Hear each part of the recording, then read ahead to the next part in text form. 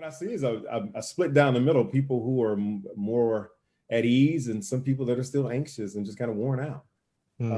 Because I toggle between the two all the time, all day, every day. So you can go between these in the same day. Right, you can between the same day, same hour. Right, because my role as as superintendent is to be the engine, the fuel in the engine. I have to keep everything moving despite good or bad. It has to always be based on the vision and where we're going.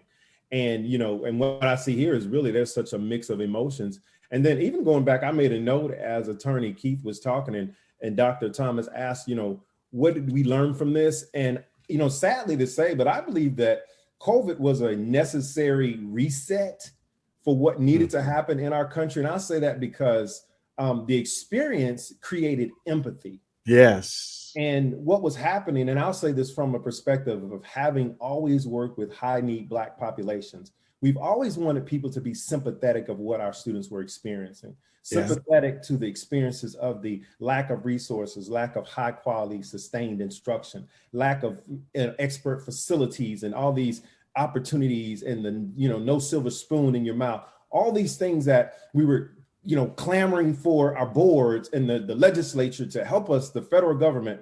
But when COVID happened to everybody, despite the money you had in the bank, the family you were born in, we all can now empathize with what Attorney Perkins said, the hurt, the loss, the everything.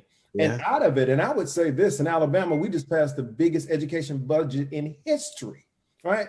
But I don't think that ever would have happened had we had this horrible tragedy that brought us all to a place that we're all vulnerable. We all can fall to this part of life where we all have had incidents where the low economic families suffer the most when the economy changes or things like that. But when everyone suffered in terms of how we experienced it and the loss and the fatigue of it all. So unfortunately, I say I'm motivated because it's an opportunity now where we're talking about cultural relevance. We're talking about equity. Those things are bringing about real change, real opportunities for everyone to succeed. We're talking about how our Hispanic students are culturally relevant and they belong in this class. How everyone, it's a community of learners. We all have a place and a voice and a seat at the table.